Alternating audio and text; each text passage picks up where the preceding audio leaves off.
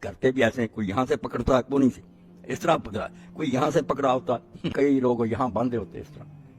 سنت بھی نہیں، کوئی علم بھی نہیں آ سکا۔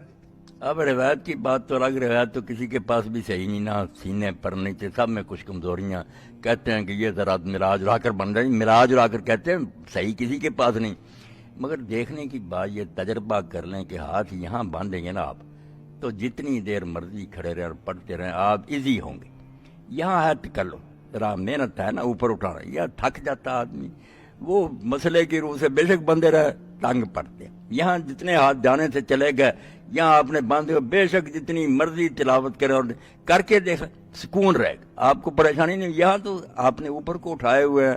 تنگی ہوگی، یہ تجربے کی بات ہے، ویسے ضد کا تو علاج ہی کوئی نہیں، جائز سب ہے، یہ کرنے ہی نہیں چاہیے۔ پھر یہ دیکھیں نا کرتے بھی ایسے ہیں، کوئی یہاں سے پکڑتا ہے کونی سے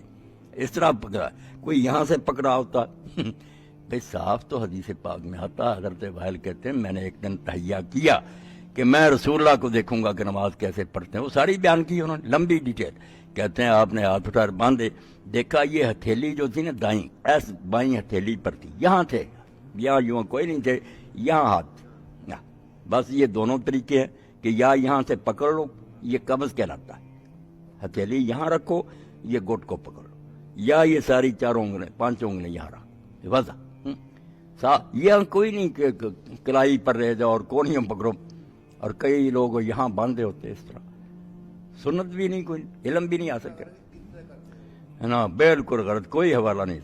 ہتھیلی پر آنی چاہیے، اس کے بعد یوں پکڑ لیں آپ آسانی کے لیے، اوپر رکھ لیں۔